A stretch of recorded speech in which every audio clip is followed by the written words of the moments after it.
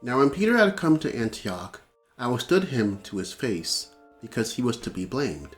For before certain men came from James, he would eat with the Gentiles.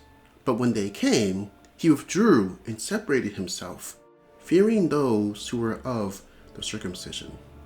Galatians 2, verse 11 and 12. Peter was struggling with an integration problem. He had been taught from his youth that as a Jew, he should not associate with Gentiles. In order to correct his prejudice, the Lord had given him the vision of the sheet filled with all manners of animal life. And he had been shown that he should not call any man common or unclean. In harmony with this instruction, Peter continued his new manner of life when he went to Antioch. But one day, a commission arrived from Jerusalem made up of members of the more conservative party of the church.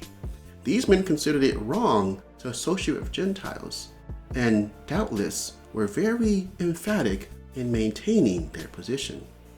Out of fear of their reaction, Peter reverted to his old segregationist pattern of conduct.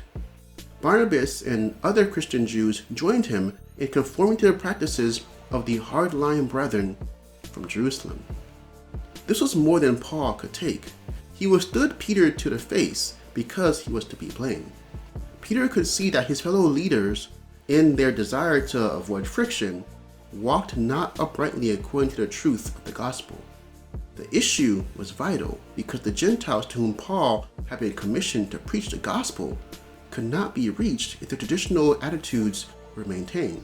If Christian leaders refused to eat with Gentiles, how could they bring the gospel of salvation to them?